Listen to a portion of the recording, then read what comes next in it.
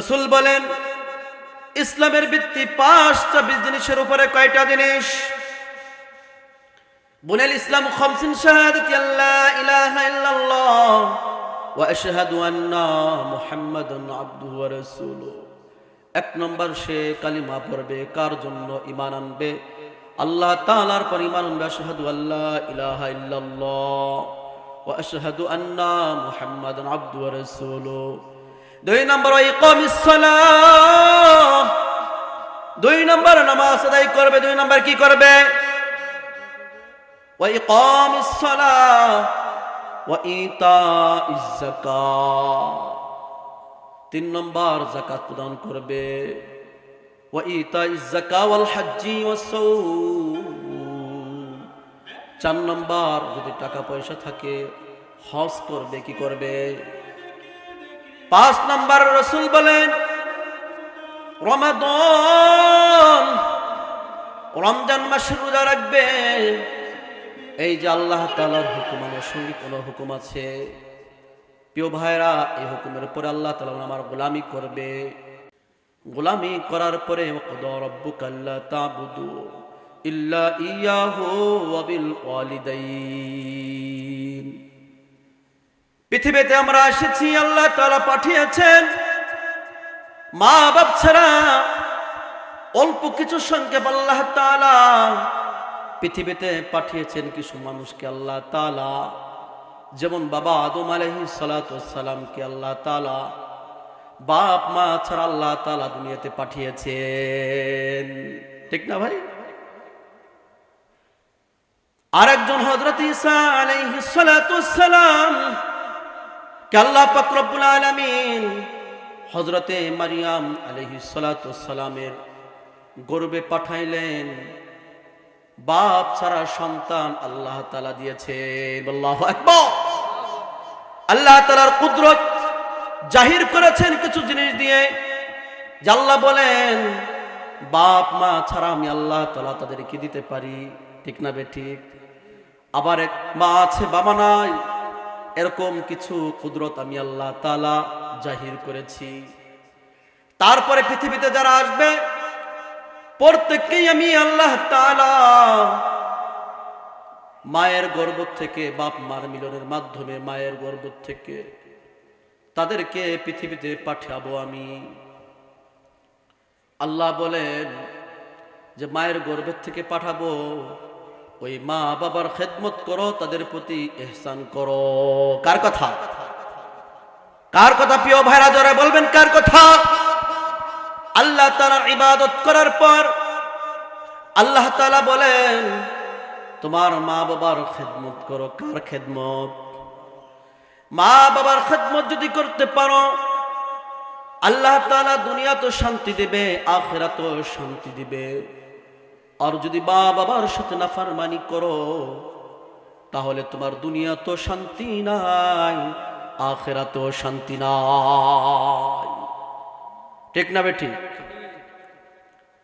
রাসূল সাল্লাল্লাহু আলাইহি ওয়াসাল্লাম বলেন রিজিয়ার রাব্বি ফি রিজিয়াল ওয়ালিদি ওয়া সাখাতুর রাব্বি ফি সাখাতিল ওয়ালিদাইন। মা বাবার সন্তুষ্টির মাধ্যমে আল্লাহ তাআলার সন্তুষ্টি। কার সন্তুষ্টি? আল্লাহ তাআলার সন্তুষ্টি। এবং মা বাবার সন্তুষ্টির মাধ্যমে আল্লাহ তাআলার সন্তুষ্টি। প্রিয় ভাইরা, যদি কেউ বাবা মাকে অসন্তুষ্টি করে তাহলে মনে করবেন যে তার জন্য আল্লাহ তাআলা জাহান্নাম নির্ধারিত করেছে। কি নির্ধারিত করেছে? কি নির্ধারিত করেছে বলবেন? জাহান্নাম। জাহান্নাম কি আরামের জায়গা না কষ্টের জায়গা? সবাই বলেন কষ্টের জায়গা না আরামের জায়গা? কষ্টের জায়গা। 10 মাস 10 দিন ওই মায়ের পেটে গর্ভে থেকেছি, কত কষ্ট দিয়েছি মা বাপকে। ওই মা বাপের পেটে থাকা, মার পেটে থাকা অবস্থায় মাকে খাইতে দেই নাই, শুইতে দেই নাই, বিশ্রাম করতে দেই নাই, খানা খাইতে পারে নাই। ওই মা বাবা ক্লান্ত, ওই মা, তারপরও তিনি কষ্ট মনে করেন নাই। কারণ তার গর্ভে এমন জন আছে যে আসার পরে কলস কলস রক্ত বের হয়ে যাবে, তারপর তার সন্তানের চেহারা দেখার পরে তার কষ্ট সব ভুলে যাবে। ঠিক না বেঠিক? এমন মা আল্লাহ তাআলা বলেন যে মা বাবার খিদমত করো। মা বাবার খিদমত করতে পারলে আল্লাহ তাআলা বলেন আল জান্নাতু, আল্লাহ রাসূল বলেন আল জান্নাতু তাহতা কুদামিল উম্মাহাত।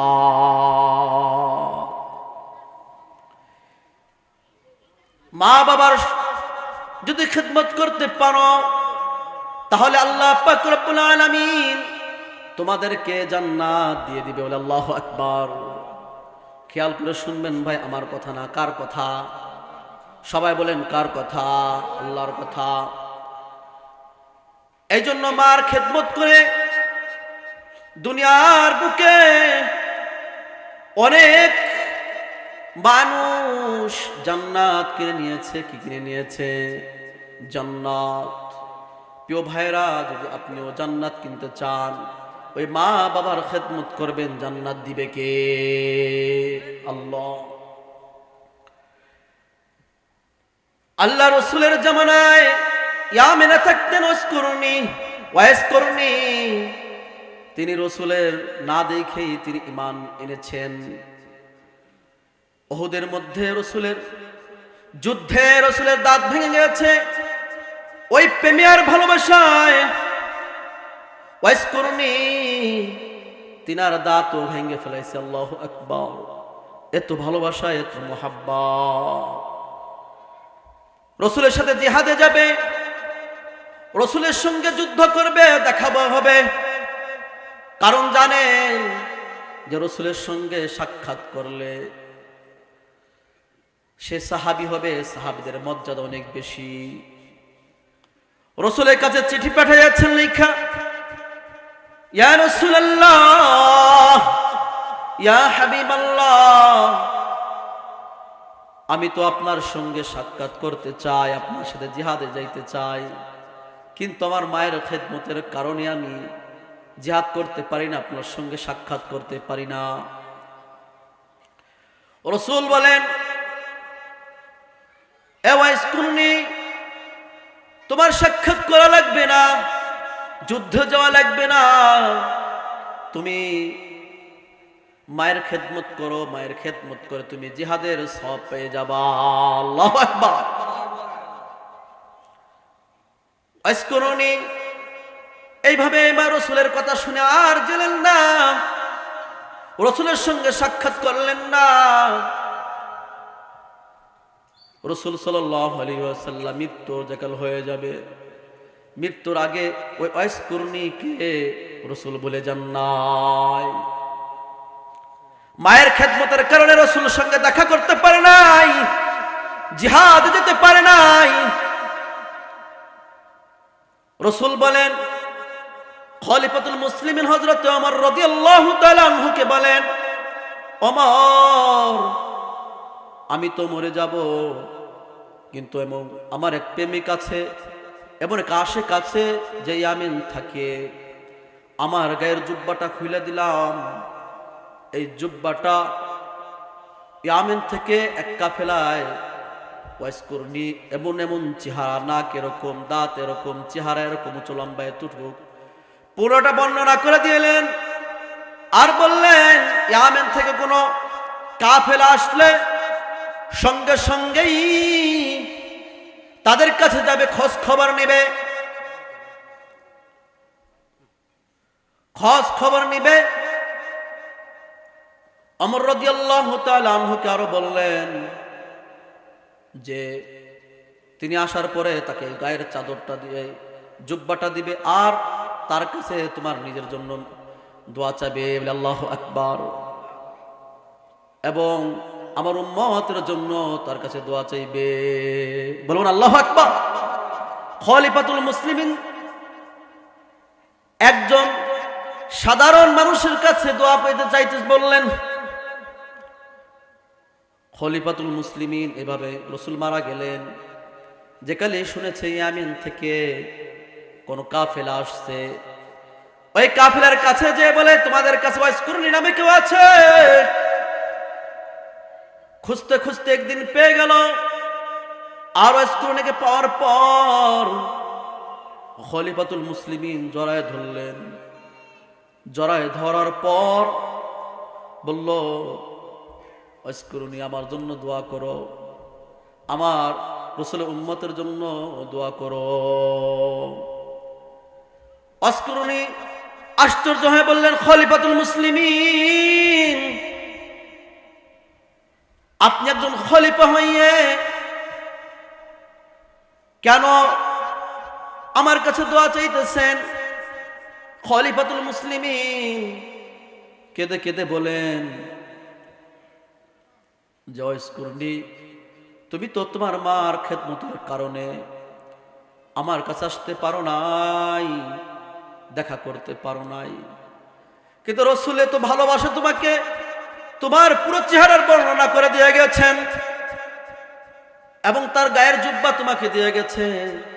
আর বলে যে তার কাছে দোয়া চাইতে, বলে আল্লাহু আকবার। মায়ের খেদমতের কারণে রাসূলের সঙ্গে সাক্ষাৎ করতে পারে নাই, দেখা করতে পারে নাই, যুদ্ধ যেতে পারে নাই, কিন্তু আল্লাহ তাআলা তার মান আর সম্মান এত বাড়িয়ে দিয়েছে। খলিফাতুল মুসলিমিন তার কাছে দোয়া চায়, বলে আল্লাহু আকবার। প্রিয় ভাইয়েরা,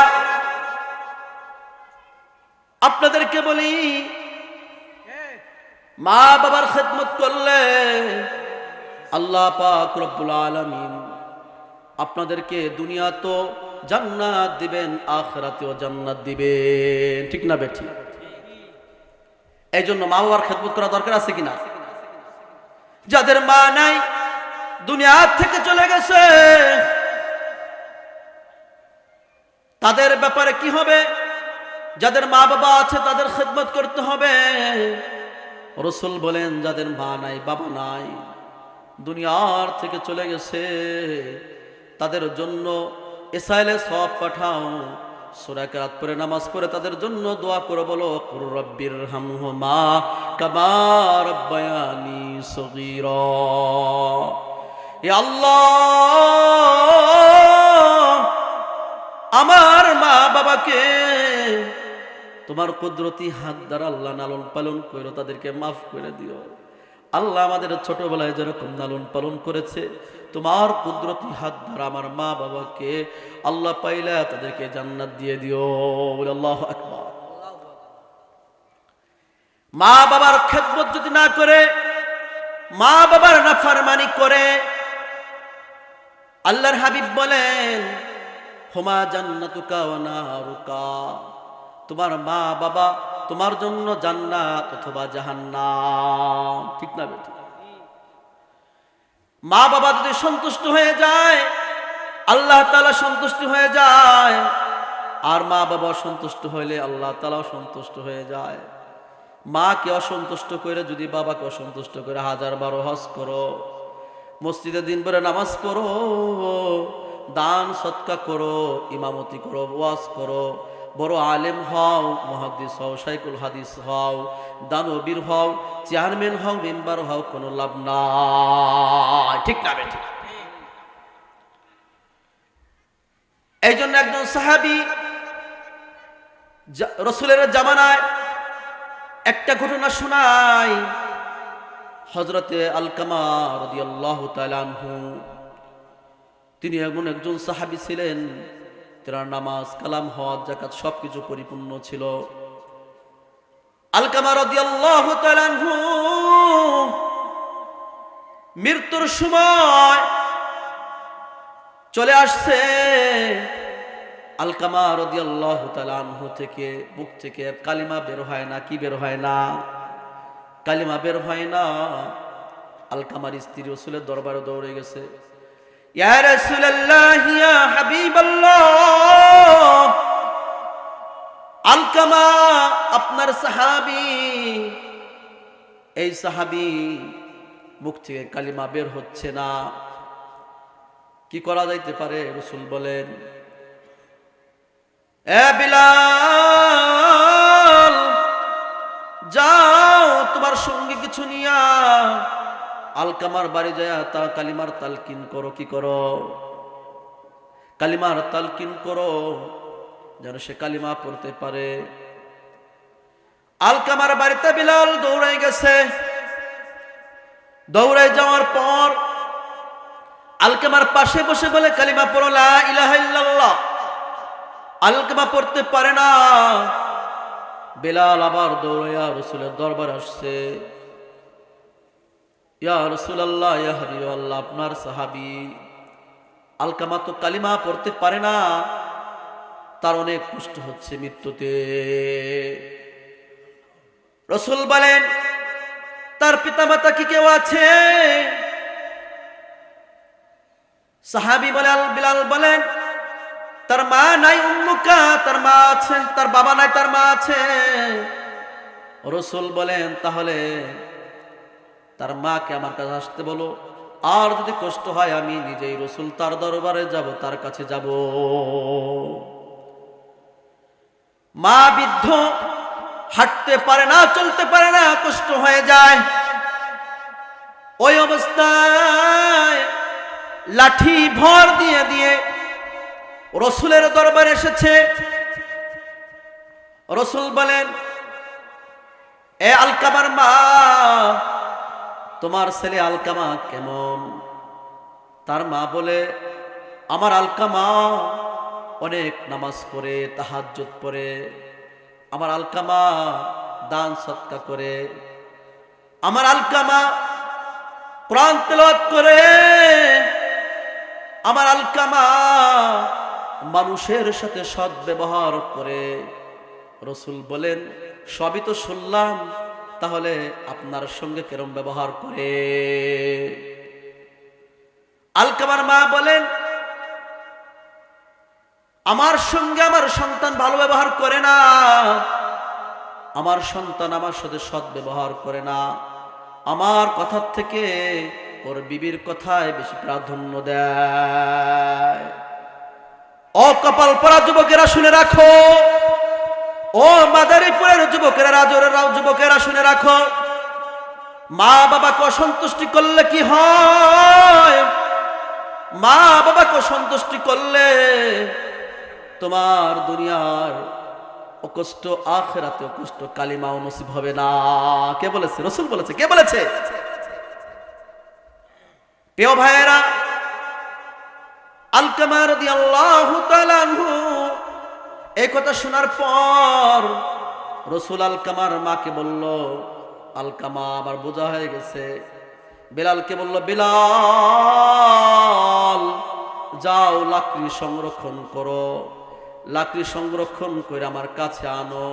এই লাকড়ির ভিতরে বিলাল হযরতে আলকামাকে পোড়ানো হবে। বিলাল হাবশী রাদিয়াল্লাহু তাআলা আনহু দৌড় দিছে। এর মধ্যে মারমন্ত মারমনি নিঃস্বার্থে ভালোবাসে যিনি, তার নাম কি বলেন? মা আর বাবা দুনিয়ার বুকে নিঃস্বার্থে ভালোবাসে একমাত্র তিনি, তার নাম হচ্ছে মা। তার নাম কি? মা বলে, হুজুর এই লাকড়িতে কি করবেন? বলেন, এই লাকড়ি দিয়া আলকামাকে পোড়াবো, কারণ আপনার সাথে নাফরমানি করার কারণে তার মুখ থেকে কালিমা বের হচ্ছে না। আলকামার মা বলেন, রাসূল আপনাকে সাক্ষী রাখলাম, সাহাবীদেরকে সাক্ষী রাখলাম, আল্লাহকে সাক্ষী রেখে বললাম, আলকামা আমার সাথে যে তুই বিয়াহ করবি, 10 মাস 10 দিনেই গর্ভে ধরেছি। রাসূল আপনাদের সবাইকে সাক্ষী রেখে মনে বললাম, আমি আলকামাকে ক্ষমা করে দিলাম। রাসূল বলে, বিলাল যাও যাও, আলকামার বাড়িতে যাও। বিলাল দৌড়ায়, দৌড়ায় দৌড়ায় যায়, দেখে আলকামার থেকে বলে, আশহাদু আল্লা ইলাহা ইল্লাল্লাহ ওয়া আশহাদু আন্না মুহাম্মাদ আবদুহু ওয়া রাসূলুহু। যে বেলাল দেখে যে মা যে কেলে ক্ষমা করে দিয়েছে, তার মুখ থেকে কালিমা বের হয়ে গেছে, আল্লাহু আকবার। মা বাবাকে যদি কেউ কষ্ট দেয়, সে দুনিয়ার বুকে শান্তিতে থাকতে পারবে না, দুনিয়ার বুকে সে কালিমা পড়ে যাইতে পারবে না, আর আখিরাতে আল্লাহ তাআলা তার জন্য জাহান্নাম রেখেছেন। ঠিক না বেঠিক? রাসূলের দরবারে একজন গিয়েছেন সাহাবী, যাওয়ার পরে বলেন, ইয়া রাসূলুল্লাহ, ইয়া হাবিবাল্লাহ, আমি কার খেদমত করব? রাসূল বলেন, তোমার মার খেদমত করো। আবার বলল, কার খেদমত করব? তোমার মার খেদমত করো। তিনবার বলল, কার খেদমত করব? রাসূল বললেন, তোমার মার। 4 নম্বরে বলল, তোমার বাবার খেদমত করো। প্রিয় ভাইরা, ছোটবেলার কথা মনে করবেন। ওই 10 মাস 10 দিন পেটে ধরার পর মাকে কত জ্বালাইছি, মাকে কত কষ্ট দিয়েছি। মা কোনোদিন রাগ করে আসার দেয় নাই, মা কোনোদিন রাগ করে দূরে সরাই দেয় নাই, গলা টিপে মাইরে ফেলায় নাই। রাত্রে বেলায় শীতের ভিতরে প্রিয় ভাইরা কেথা ভিজে যায়, ডান পাশ ভিজে যায়, বাম পাশে নিয়ে শোয়ায়, বাম পাশে ভিজে যায়। বুকের মাঝে, মায়ের বুকের মাঝে সন্তানকে রাখে। ঠিক না বেটি? আরে কপাল পোড়া যুবকেরা, যারা তোমার মাকে কষ্ট দাও, বাবাকে কষ্ট দাও, শুনা রাখো, তোমরা শুনে রাখো, তোমাদের কিন্তু আল্লাহ তাআলা কঠিন আযাব দিবে।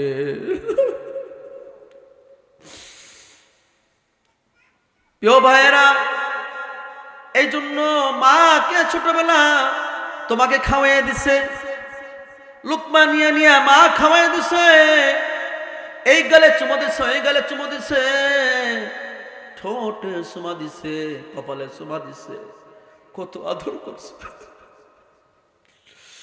এত আদর করছে, আজকে তোমার মা বৃদ্ধ হয়ে গেছে, তার কথা তুমি জানাও, তার কথায় তুমি কষ্ট পাও।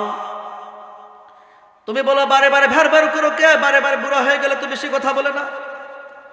এই বুড়া খারাপ হয়ে গেছে, এই বুড়া ভালো না। এমন সন্তান আছে কিনা বলেন? আছে না ভাই? কপাল পোড়া ছেলেরা শুনে রাখো, তোমার মা বৃদ্ধ হয়ে গেছে, তোমার ছোটবেলা যেরকম খাওয়াই দিছে খানা, তুমিও তোমার মাকে লুকমাটা বানাইয়া খাওয়াই দাও। যেভাবে তোমার ছোটবেলায় তোমার মা, তোমার বাবা তোমাকে খাবার খাওয়াইছে, ফল খাওয়াইছে, চিরা চিরা খাও বাবা খাও।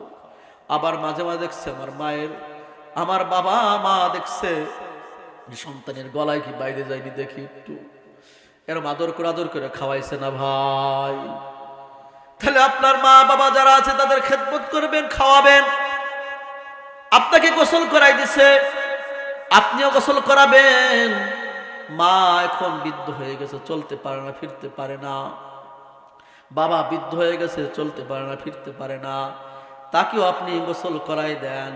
যদি গোসল করাইতে পারেন, ওই মা বলেন আল জান্নাতু তাহতা আকদামিল উম্মাহাত। রাসূল বলেন, তাহলে তোমার মায়ের খেদমত করলে, তোমার মাকে রাজি খুশি করলে, আল্লাহ তাআলা তোমাকে জান্নাত দিয়ে দিবে। সুবহানাল্লাহ। প্রিয় ভাইয়েরা, এই জন্য মা বাবার খেদমত করতে হবে। কে বলেছে? আল্লাহ বলেছেন। পীরের কথা বলেন নাই যে পীরের খেদমত করো, বলে না অমুক মাজারা যাও, অমুক জায়গা যাও বলেন। আল্লাহ বলেন না, মার খেদমত করো, বাবার খেদমত করো, তাহলে আল্লাহ তাআলা তোমাকে দুনিয়ার আখিরাতে জান্নাত দিয়ে দিবেন। সুবহানাল্লাহ। এই জন্য হাদিস শরীফে আসছে, যদি কোনো ব্যক্তি, কোনো সন্তান মা বাবার দিকে সুনজরে একবার তাকায়, আল্লাহ পাক রব্বুল আলামিন তাকে একটা কবুল হজ এবং উমরার সওয়াব দিয়ে দেন। সুবহানাল্লাহ। জোরে বলবেন না সুবহানাল্লাহ। মা বাবাকে যদি সন্তুষ্ট করা যায়, ওই মা বাবা যদি একবার বলে আল্লাহ আমার সন্তানটাকে তুই মাফ করে দাও, আমার সন্তানের টাকা নাই, পয়সা নাই, কারণ মা বাবার দোয়া কবুল করেন কে? রাসূল বলেন, কোন মা বাবা যদি সন্তানের জন্য দোয়া করে, ওই দোয়ার মাঝে আর আমার মাঝে কোনো পর্দা থাকে না, ডাইরেক্ট আমি আল্লাহ তাআলা তার দোয়াকে কবুল করে নেই। সুবহানাল্লাহ। এইজন্য রাসূল বলেন, নাফরমান যারা মা বাবার নাফরমানি করেছো, তাদেরকে বলি তোমরা মা বাবাকে অনুগত করো। যদি অন্যায় করে থাকো, মার পায়ে ধরো, মাপ চাও, বাবার পায়ে ধরে মাপ চাও, আর মাপ চাইয়া তাদের কাছে মাপ চাই তুমি জান্নাত কামাই নাও। জান্নাত তোমার দুনিয়াতে রয়েছে, ওই জান্নাত যদি তুমি কামাইতে চাও, দলিল করে নিতে চাও, তাহলে মা বাবার খেদমত করো, আল্লাহ তাআলা তোমাদেরকে জান্নাত দিয়ে দিবে। সুবহানাল্লাহ। এই জন্য নেককার সন্তান পৃথিবীতে রেখে যেতে হবে। কি সন্তান? সবাই বলেন কি সন্তান? জাকারিয়া রাহমাতুল্লাহি আলাইহি আয়াতের ব্যাখ্যা দিয়ে বলেন, উফি ওয়ালা তানহারহুমা ওয়া কুল লাহুমা কওলান কারীমা। আয়াতে শায়েখ জাকারিয়া রাহমাতুল্লাহি আলাইহি আয়াতের ব্যাখ্যা দিয়ে বলেন যে মা বাবা এত বড়, তাদের কষ্ট দেওয়া যাবে না, কাফের হইলেও কষ্ট দেওয়া যাবে না, তারা যদি হিন্দু থাকে তাও কষ্ট দেওয়া যাবে না, খ্রিস্টান থাকলেও কষ্ট দেওয়া যাবে না। ওয়াইন যালামা, মা বাবা যদি অন্যায় ভাবে তোমাদের উপর জুলুম করে, তারপরও তাদেরকে কষ্ট দেওয়া যাবে না। এই আয়াতের ব্যাখ্যায় বলেন যে নেককার সন্তান পৃথিবীতে থেকে যায়, তাহলে ওই মা বাবা দুনিয়াতে চলে গেল, কিন্তু নেককার সন্তান রাখার কারণে কবরে বসে বসে সে সদকায়ে জারিয়া পায়। কার কথা?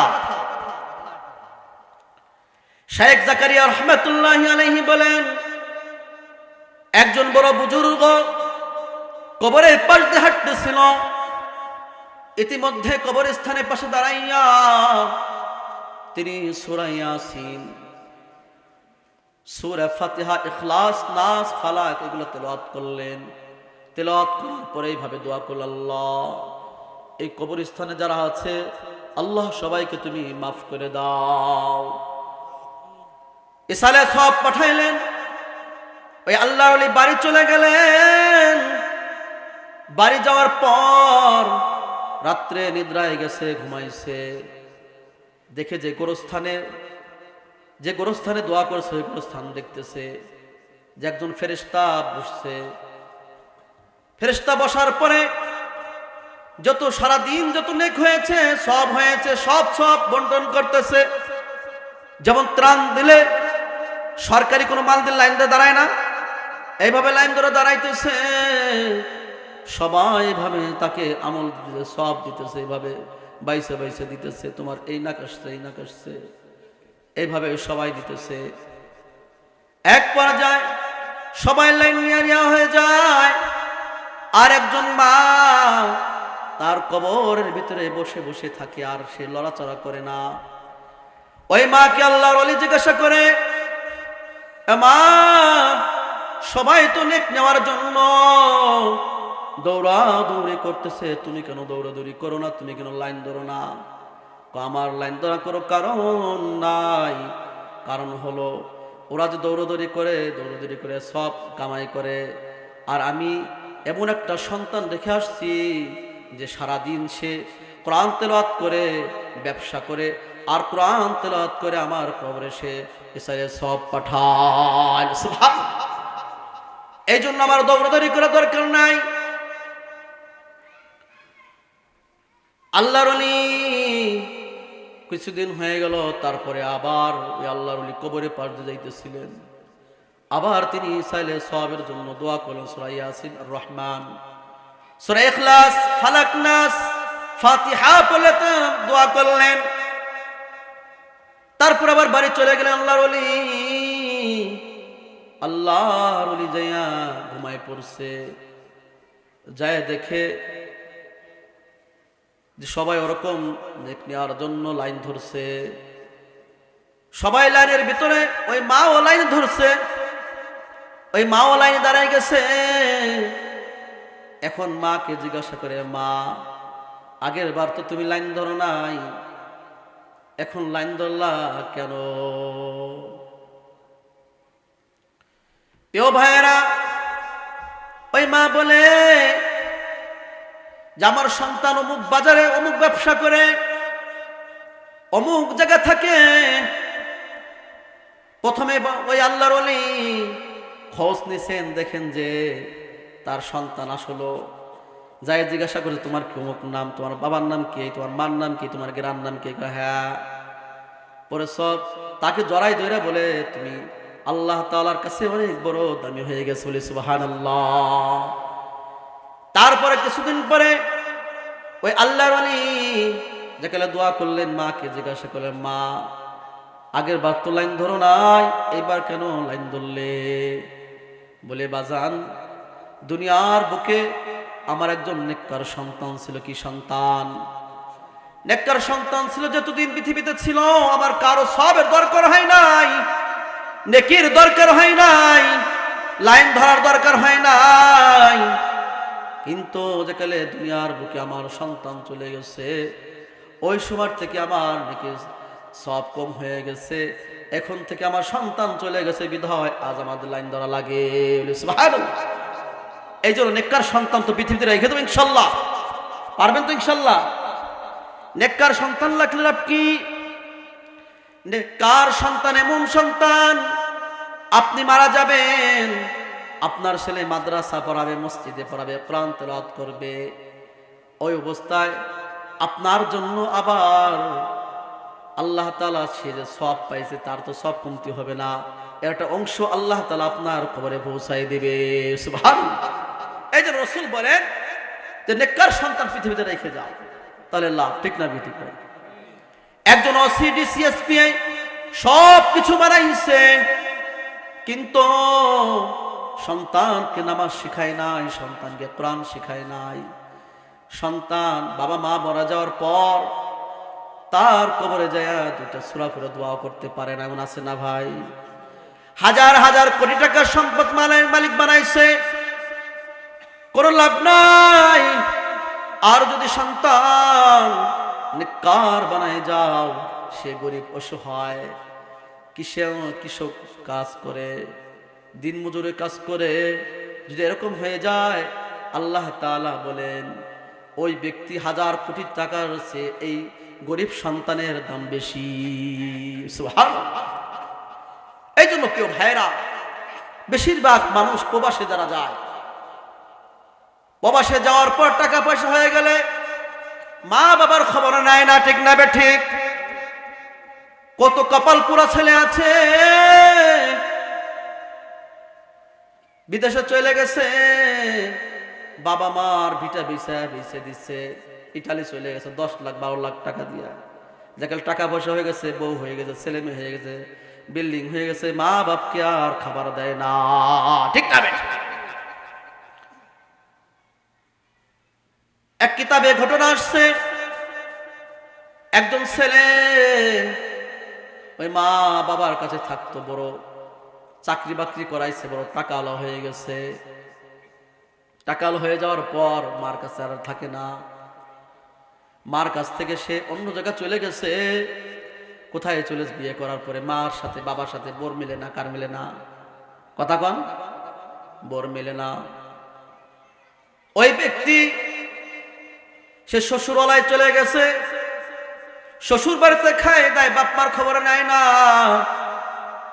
খবর না নিলে এক পর্যায়ে তিনি প্রায় 7 বছর রয়েছে শ্বশুর বাড়ি থাকার অবস্থায়। শ্বশুর খুব আদর করে, মাকে মা বলে না, নিজের পেট যার পেটে হয়েছে তাকে মা বলে না, শাশুড়িকে মা বলে। ঠিক না ঠিক? বাপকে বাপ বলে না। আরে কপাল পোড়া, যদি নিজের বাপকে একবার আব্বা বলে ডাকো, তাহলে তোমার বাবার মনটা জুড়াইয়া যায়, তোমার মার মনটা জুড়াইয়া যায়। একে একে 7 বছর হয়ে গেছে। 7 বছর হয়ে যাওয়ার পর আল্লাহ পাক রব্বুল আলামিন ওই ব্যক্তিকে ওই ছেলেকে এমন একটা রোগ দিছে যে টাকা পয়সার জন্য চলে গেছে, যৌবনের জন্য মা বাপ ছেড়ে চলে গেছে। 7 বছর পরে এমন একটা রোগ হয়েছে যার যৌবন শক্তি নষ্ট হয়ে গিয়েছে। যৌবন শক্তি নষ্ট হয়ে যাওয়ার কারণে তার স্ত্রী তাকে ছেড়ে দিয়া অন্য জায়গায় চলে গেছে, অন্য জায়গা বিবাহ বইছে। শ্বশুর শাশুড়ি বলে তোমার মতো জামাই আমার দরকার নাই, আগে টাকা ছিল, পয়সা ছিল, সব ছিল, এখন তুমি অকাম্য হয়ে গেছো, এখন তোমার যৌবন শক্তিও না, আমার মেয়েও নাই, আমরাও নাই, তুমি আমাদের এখান থেকে চলে যাও। ঠিক না বেটা? ওই সন্তান যৌবন নষ্ট হয়ে গেছে, অসুস্থ হয়ে গেছে। ঘুরতে ঘুরতে তার মা আর বাবার বাড়িতে গিয়েছে। যাওয়ার পর দেখে যে আগের পুরুপার ওই বাড়িতে নাই, বাড়িতে বাগান হয়ে গেছে, অন্যরা বসবাস করে, বিল্ডিং হয়ে গেছে। দারোয়ানকে জিজ্ঞাসা করে, দারোয়ান এই বাড়িটা কি অমুকের বাড়ি? বলে হ্যাঁ, অমুকের বাড়ি ছিল, আজ থেকে 4 বছর আগে তার স্বামী অসুস্থ হয়েছে, অসুস্থ হওয়ার কারণে তার বাড়ি বিক্রি করে তার স্বামীর চিকিৎসা করেছে। বলে হ্যাঁ, তার একটা সেই বৃদ্ধ মারা গেছে, কিন্তু তার মা আছে বাচ্চা, আর তার মার মুখের থেকে শুনেছি যেমন একটা অবাধ্য সন্তান আছে, যে সন্তানটা মাকে কষ্ট দিছে, বাবাকে কষ্ট দিছে, কষ্ট দিয়ে সে শ্বশুর বাড়ি চলে গেছে। আমার হাতে যে কাঁচি, এই কাঁচি আমি আগাছা পরিষ্কার করতেছি, ওই সন্তান যদি আমার সামনে আসতো তাহলে আমি আগাছা না কাইটা ওই সন্তানের হাত পাও কাটতাম। আল্লাহু আকবার! সন্তানের হাত পাও কেটে ফেলতাম। আর কে দেখে তো ওই সন্তান বলে নিজে তো অপরাধী, এখন বুঝছে ভুল, জীবন চলে গেছে, যৌবন চলে গেছে, টাকা পয়সা চলে গেছে, পরে বাপ মার কথা মনে আসছে, নিজেই তো অপরাধী। বলে তাহলে মা কোথায় থাকে? কয় মা অমুক জায়গায় সারাদিন ভিক্ষা করে। কি করে ভাই? ভিক্ষা করে, স্বামী তো হারাইছে, অমুক জায়গা কোনো বাড়ি নাই, গাড়ি নাই, একটা ঝুপড়ি ঘরে সারাদিন ভিক্ষা করে সেই ঝুপড়ি করে থাকে। আর শুনেছি তার সন্তানের জন্য কাঁদে। সন্তান আস্তে আস্তে গেছে। ওই গ্রামে যাওয়ার পর রাত্র যে কেলে গভীর হয়ে গিয়েছে, ওই ঝুপড়ি ঘরের থেকে ওই মা এমন আওয়াজ আসতেছে যে কাঁদতেছে, রাত্রে তাহাজ্জুদ পড়া কাঁদতেছে। আল্লাহ, আজ থেকে 7 বছর আগে আমার সন্তানকে নিয়ে গেছো, আলাদা করে ফেলাইছো, কষ্ট নাই। তারপর আমার স্বামীকেও নিয়ে গেল, টাকা পয়সা বাড়ি গাড়ি সব নিয়ে গেল। আমার স্বামী তো অন্য পুরুষরা দাফন কামন করেছে। আল্লাহ, আমি সন্তানের মা, আমি কি মরার সময় অন্য পুরুষের হাত দিয়ে কবরের ভিতরে যাব? এরকম আল্লাহর কাছে কাঁদে। আল্লাহ, আমার সন্তানকে তুমি আমার কাছে তুমি ফেরত দাও। জানো আমার মৃত্যুর সময় আমার লাশটা সে আমার স্বামী, আমার ছেলের হাতে, নিজের হাতে যেন কবর রাখতে পারে। আল্লাহু আকবার! এই মা কাঁদতেছে, আল্লাহর কাছে ফরিয়াদ করে। এর ভিতরে সন্তান যায় বলে, মাগো মা, তোমার দোয়া আল্লাহ তাআলা কবুল করে নিয়েছেন। আল্লাহ সন্তানকে দেখে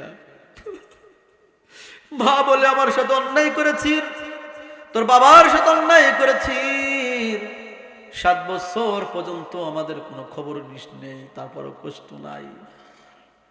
কিন্তু তুই কি মনে করিস ছোটবেলার কথা? এই যে এখন ঠোঁট তো আর শক্তি নাই, কালা হয়ে গেছে, শুটাই গেছে, কাঁদতে কাঁদতে চোখ হারাই ফেলাইছি।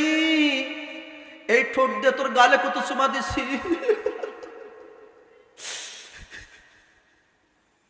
কত চুমা দিছি এই গাল দিয়া, এই হাত দিয়ে কত আদর করছি, নিজে না খাইয়া তোকে খাওয়াইছি। আয় রে বাবা আয়, তারপর আমার জীবনে কোনো কষ্ট নাই, তুই যখন আসছিস তোকে আমি মাফ করে দিলাম বলি আল্লাহু আকবার। ভার বুকে জড়াই ধরলো। আর এই যে প্রিয় ভাইরা, মা বাবার মতো রত্ন আর কেউ হতে পারেনি, জোরে বলেন। আরে ভাই, তোমার বাবা ছোটবেলায় ভালো পোশাক না পইরা সন্তানকে পড়াইছে, ঠিক না বেঠিক? ভাই ঠিক না বেঠিক?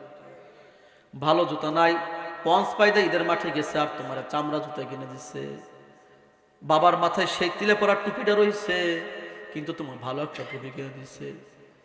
বাবা হাইটা হাইটা বাজারে যায় আর তোমাকে একটা সাইকেল কিনে দিছে। তোমার কি সেই ছোটবেলার কথা মনে নাই? প্রিয় ভাইরা, এই জন্য আমরা যারা যুবক ভাইরা আছি, ওই মা বাবার নাফরমানি কেউ করবেননি, করবেন? আর যাদের মা বাবা চলে গেছে, রাসূল সাল্লাল্লাহু আলাইহি ওয়াসাল্লাম বলেন, যার মা নাই বাবা নাই, অন্ধকার কবরে চলে গেছে। তোমার বাবা বাঁচা থাকলে তুমি একটা লুঙ্গি কিনে দিতা, কি কিনে দিতা? মা বাঁচা থাকলে একটা শাড়ি দিতা। রাসূল বলেন যে আমার উম্মতেরা, যাদের তোমাদের মা মারা গেছে, মার বোন আছে, তাকে একটা শাড়ি কিনে দাও, কি কিনে দাও, তাহলে তোমার মা পাবে শাড়িটা। তোমার বাবা মারা গেছে, বাবা চাচা আছে, চাচাকে একটা লুঙ্গি কিনে দাও, তাদেরকে ভালোবাসো। যাদের আত্মীয় স্বজন ছাড়া ছিল, তাদেরকে যদি তুমি ভালোবাসতে পারো, তাহলে তোমার মা বাবা এর সব অন্ধকার করে বসে পাবে। সুবহানাল্লাহ। এই জন্য রাসূল আরবি সাল্লাল্লাহু আলাইহি ওয়াসাল্লাম তার দুতমা হালিমাতুস সাদিয়া রাদিয়াল্লাহু তাআলা আনহা তার কাছে মদিনায় আসছে। মদিনা আসার পর রাসূলের সঙ্গে কথা বলবে। রাসূলের দরবারে অনেক লোকজন বসে, সাহাবীরা আছে। তারপরও ওই সাহাবী দেখে থুইয়া বলে, মা আপনি অমুক জায়গা যান, অমুক গলিতে যান, আমি আসতেছি। হালিমাতুস সাদিয়া রাদিয়াল্লাহু তাআলা আনহা এক জায়গায় গেলেন, এক গলিতে গেলেন। যাওয়ার পরে রাসূল পিছে পিছে আসলো। আসার পর আমার রাসূলের যে গায়ের চাদর ছিল, এই গায়ের চাদর তার মা দুতমা হালিমার জন্য বিছিয়ে দিলে। বলল, মা এখানে বসে। সুবহানাল্লাহ, জোরে বলবেন না সুবহানাল্লাহ। দুতমার জন্য কত মায়া, কত ভালোবাসা। বন্ধু গো, কত নাফরমানি করেছো মা বাবার সঙ্গে। এই জন্য আর কেউ নাফরমানি করবেন না, যাদের মা বাবা আছে। যুবক ভাইদেরকে বলি, আপনার মা বাবার সঙ্গে অন্যায় করেছেন, ও যুবক ভাই, আজকে মায়ের কাছে যাইয়া মায়ের কাছে বলবেন, মা আব্বা আমি তোমার সাথে অনেক নাফরমানি করে লাইছি, মা তুমি আমাকে মাফ করে দাও। সুবহানাল্লাহ। যেতই অন্যায় করেন, যদি মা বাবার কাছে একবার বলা যায় যে আব্বা আমি অন্যায় করে ফেলেছি, আমাকে মাফ করে দেয়, মা বাপ মাফ করবে না? ভাই সবাই বলেন মাফ করবে না? কি জোরে বলেন? ওই মা বাপ মাফ করে দিবে। প্রাণ প্রিয় মুসলমান ভাইরা, আপনারা আশ্চর্য হবেন। এই জন্য আশ্চর্য হবেন যে কত নাফরমান ছেলে, বাবার টাকা নাই, কিছু নাই, তারপরও মা বাপকে বলেন, প্রেশার দেয়, এই আমাকে একটা মোটরসাইকেল কিনা দেওয়া লাগবে, ঠিক না ভাই? ঠিক ভাই, ঠিক না ভাই? মোটরসাইকেল কিনা দেওয়া লাগবে। নাহলে স্কুলে যাবো না, কলেজে যাবো না, খেয়ে যাবো না, সেখানে যাবো না। আছে না অনেক ভাই জোরে বলে, অনেক নাফরমান ছেলে এগুলো, বাপ্পার কষ্ট বোঝে না। এগুলো দুনিয়া তো শান্তি না, আখিরাত তো শান্তি না, ঠিক না বেঠিক? আপনাদেরকে যেহেতু ইটালি মাদারীপুরে বেশি থাকে, এই ইটালির একটা ঘটনা শোনাই, কুমিল্লার একটা ঘটনা। এমন ভাবে ছেলেকে বড় করেছে, আস্তে আস্তে বড় করেছে। বড় করার পর টাকা নাই, পয়সা নাই, কি করবে এখন? ছেলে বলে, আব্বা মা, মাগো আমার তো বিদেশ যেতে মন চায়, তোমাকে ভালো রাখতে মন চায়, আমার একটু ইটালি পাঠাই দাও না। ওই মা বলে, কিভাবে পাঠাবো, টাকা নাই। কয়, মা তোমার যে সম্পদ নানার বাড়িতে পাবা, সেই সম্পদ বিক্রি করে আই না আমাকে ইটালি পাঠাই দাও, যেহেতু একটা মাত্র ছেলে। ওই সন্তানের জন্য ওই মা ছোটবেলায় যেখানে ছোট বাচ্চাটা ছিল গর্ভে, তারপরে কিছুদিন পরে জন্মগ্রহণ করার পরে স্বামী হারাই গেছে। এই ছেলের চেহারার দিকে তাকাইয়া অন্য কোন স্বামীর কাছে যায় নাই, বলে নাই সন্তান আমার জন্য সবকিছু, আমার অন্য স্বামী দরকার নাই। নিজের যৌবন সবকিছু বিসর্জন দিয়েছে, কিন্তু তিনি এই সন্তানকে ছেলেকে ছেড়ে যায় না। সুবহানাল্লাহ। প্রিয় ভাইয়েরা, আস্তে আস্তে বড় হয়েছে, ইটালি যাবে। তা মা মনে করলো আমার তো একটাই ছেলে, আর কোনো সন্তান নাই। এই সন্তানের জন্য আমার শ্বশুর বা আমার বাপের বাড়ি যে সম্পদ পায়, এই সম্পদগুলো নিয়ে এসে বিক্রি কইরা ছেলেকে ইটালি পাঠাই দে। এ ভাই, সম্পদ বিক্রি কইরা লাখ লাখ টাকা ঋণ আই না, সুদের পারায় না, ইটালি ছেলে পাঠায় না? কথা বলেন না কেন? সন্তানকে ইটালি পাঠাবে, বাপের বাড়ি জমি বিক্রি করছে।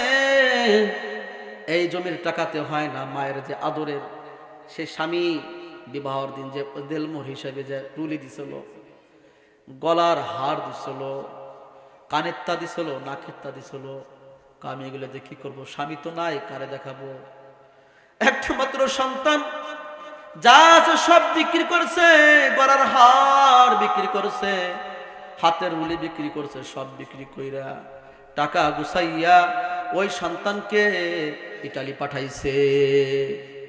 2 মাস, 4 মাস, 6 মাস মার সাথে খুব ভালোবাসা। সন্তান ফোন করে বলে, মা তোমার কষ্টের দিন শেষ হয়ে গেছে, আর কষ্ট করা লাগবে না, আর তুমি টেনশন করিও না। সামনে বছর তুমি যে ঘরে ভাঙ্গা ঘরে থাকো, ওই ঘরে বিল্ডিং করব। কি করব? বিল্ডিং করব। ভালোই, আলহামদুলিল্লাহ। কিছুদিন পরে যে টাকা পয়সার মালিক হয়ে গেছে, মা তো আলহামদুলিল্লাহ বলে, আমার সন্তানের জন্য আমি কত কষ্ট করেছি, অন্য জায়গায় বিবাহ বসি নেই, এই সন্তান আজকে প্রতিষ্ঠিত হয়েছে। তিনি অনেক খুশি হয়ে আল্লাহ তাআলা শুকরিয়া আদায় করেছে। সুবহানাল্লাহ। কোন মা বাপকে না খাওয়াইলে কি সে মা বাপ সন্তানের জন্য বদদোয়া করে? সবাই বলেন, বদদোয়া করে? 2, 4, 6 মাস হয়ে গেছে, 1 বছর হয়ে যায়, এর মধ্যে মার কোনো খবর নেয় না, বাড়িতে কোনো খবর নেয় না। বলে কি, এখন তার মারার খবর দরকার নাই। একটা মেয়ের সঙ্গে সম্পর্ক হয়েছে। কার সাথে? কথা বলেন। মেয়ের সঙ্গে প্রেম হয়েছে, ভালোবাসা হয়েছে। ওই ভালোবাসার উদ্ভকে মার আর খবর নেয় না। সারাদিন রাত্র ওই প্রেমিকার সাথে কথা বলে, কথা বলতে বলতে এক পর্যায়ে তিনি ওই মেয়েটাকে বিবাহ করে ফেলছে। আর মেয়ের বাবা মা মনে করলো ভালো সন্তান পাইছে, ইটালিয়ান সন্তান, টাকার খনি পাইছে। কিসের খনি? টাকার খনি পাইছে। এই ছেলে হাত ছাড়া যাবে না, এই সন্তানকে আঁকড়ায় ধরতে হবে। প্রিয় ভাইরা, কিছুদিন পরে ওই মার খবর আবর নেয় না, স্ত্রীর কাছে আসছে, শ্বশুর বাড়ি আসছে, বাড়িতে বা নিজের মায়ের কাছে যায় নাই। বলে নাউজুবিল্লাহ। মায়ের কাছে যায় নাই, স্ত্রীর সঙ্গে থাইকা 2-3 মাস থাইকা আবার সে ইটালি চলে গেছে। আস্তাগফিরুল্লাহ। ইটালি চলে গেছে। যাওয়ার পর তাও কোনো খোঁজ পায় না। একজন ডক্টর সাহেব আছে, তার সাথে আবার তার মার সাথে ভালো মোটামুটি ভালো সম্পর্ক, এলাকার ভিতরে একজন জ্ঞানী লোক, সম্মানিত লোক। তিনি এইভাবে বিবাহ করছে, বিজারি আবার চলে গেছে। কিছুদিন পরে আবার শোনে যে তার সন্তান অমুক গ্রামে অমুক জায়গা তার একজন বন্ধুর বিয়ের বোনের বিবাহতে আসবে। কারা সে? বন্ধুর বোনের বিবাহতে আসবে। তা মা মনে করলো আমার সন্তান হয়তো আগের বার আসে নাই, কিন্তু আমার সন্তান এবার অবশ্যই আসবে আমার কাছে, আয়সা আমার সাথে সাক্ষাৎ করে যাবে। ওই মা এই আশায় বসে আছে, দেখি যে মার কাছে ওই সন্তান আসে না, প্রাইভেট কার নিয়ে একবারে সরাসরি ওই বন্ধুর বাড়ি চলে গেছে। বিবাহ শাদী শেষ হয়ে গেছে, গাড়িতে উঠছে, আবার এয়ারপোর্ট চলে যাবে। এয়ারপোর্ট যাবে, এর মধ্যে ওই গাড়ির কাছে মা গেছে, বাবা আমি না তোর কত আদর করছি, আমার সব বিক্রি করে তোকে দিছি, তুই আমার এই ভাঙ্গা ঘরে তোর বাপের ভাঙ্গা খাটে আইসে একটু বস, এক গ্লাস পানি খেয়ে যা। না না না, পানি খাবো না, তুমি গরিব হয়ে গেছো, অসহায় গেছো, তোমার পরিচয় দিলে আমার শ্বশুর শাশুড়ি আমাকে মানুষ সবাই বলবে ছোট লোকের বাচ্চা, আমি এই গাড়ি শুনতে পারবো না, আমি তোমার সাথে সাক্ষাৎ করতে পারবো না। আস্তাগফিরুল্লাহ, ওই মার সাথে সাক্ষাৎ করবে না। মা জানলা দিয়া, মা তো মাই, জানলা দিয়া সন্তানের হাত এইভাবে ধরছে, সন্তানের হাত ধইরা বলে বাবা আসো, একটু এক গ্লাস পানি খেয়ে যাও না। বলে না যাবো না। মাকে এইভাবে ঘাড় ধরে ধাক্কা দিছে, গাছাতে লাগিয়ে মাথায় ব্যথা পাইছে, নাউজুবিল্লাহ। এই অবস্থা করেছে। সন্তান আবার ইটালি চলে গেছে। যাওয়ার পর কিছুদিন পরে মা স্বপ্নে দেখে যে মা তো দুনিয়ায় কোনো সন্তান যদি কোনো কিছু হয়ে যায় কেউ জানে না, সর্বপ্রথম জানে মা আর বাবা। ঠিক না বেটি? মায়ের মনে সাড়া দেয় আমার মা, আমার সন্তানে জানে কি বিপদ হয়েছে, কোন কষ্টে জানি আছে। এইভাবে তিনি মনের ভিতরে কষ্ট আর বুঝতে পারে সন্তানের কোন বিপদ হইলে। ডাক্তার বাড়ি গেছে, ডাক্তার সাহেব রাত ৩টার দিকে স্বপ্নে দেখার ঘুমাইতে পারে না মা। ৩টার দিকে বাড়িতে যায়, বলে ডাক্তার আমার সন্তান যেন কোন বিপদে পড়ছে, একটু খোঁজ নেওয়া যায় নাকি? কয় ৩টার দিকে কি খোঁজ নিব, তুমি বাড়ি যাও। শুনে ডাক্তার বাড়ি পাঠাই দিছে ওই মাকে। কিছুক্ষণ পরেই তার বন্ধু বান্ধবের সাথে, সুমনের বন্ধু বান্ধবের সাথে খুব মাঝে মাঝে কথা হইতো। কিছুদিন পরে, অল্প কিছুক্ষণ পরেই বিদেশের থেকে একটা ফোন আসছে যে সুমন তো এই অবস্থায় আছে। তার মা যেভাবে স্বপ্নের মাধ্যমে দেখেছে যে তার সন্তানের একটা গাড়ি, এটা মেশিনের ভিতরে হাত পাও ঢুকে গেছে, আলাদা হাত পা আলাদা হয়ে গেছে, তার বডি আলাদা হয়ে গেছে, এক জায়গায় বসে বসে কাতরাইতেছে। এই অবস্থায় তিনি মা যেভাবে বর্ণনা করেছেন, সুমনের বন্ধুরা ডাক্তারকে বলে, ডাক্তার সুমন তো এই অবস্থা হয়ে গেছে। তিনি একটা ফ্যাক্টরিতে চাকরি করত। এই ফ্যাক্টরি যে মেশিন ছিল, এই মেশিনের ভিতরে তার হাত গিয়েছে, এইভাবে হাত আলাদা হয়ে গেছে। এখন তার চিকিৎসার ব্যবস্থা করা লাগবে। যে হাত দিয়ে মার আঘাত করেছে সে হাত নিয়েছে কে? জোরা বলেন, আর জোরা বলেন কে নিয়েছে? যে মুখ দিয়ে মা বাপকে অন্যায় ভাবে গালি দেবে, বেশি কথা বলবে, সেই মুখের জবান নিয়ে যাবে কে? আর জোরা বলেন কে? ইতিমধ্যে তাকে ডাক্তারের কাছে নেওয়া হয়ে গেছে। স্ত্রীকে ফোন দেয়, বলে যে স্ত্রী আমার তো টাকা নাই, পয়সা নাই, গুলশান বানানি যে বাড়িগুলো করছি, বিভিন্ন জায়গায় বাড়ি করছি, টাকা পয়সা সব চিকিৎসার পিছনে, তোমাকে যে ভরি ভরি স্বর্ণ কিনে দিয়েছিলাম, ওই স্বর্ণ বিক্রি করে আমাকে কিছু টাকা পাঠাও, চিকিৎসা করবো। বলে না, আমার সাথে তোমার কোনো সম্পর্ক নাই। বলে নাউজুবিল্লাহ, আমার সাথে তোমার কোনো সম্পর্ক নাই। কিসের কি? শ্বশুর শাশুড়িকে ফোন দিচ্ছে, আমি তোমাকে চিনি না, তোমার মতো জামাই দরকার না।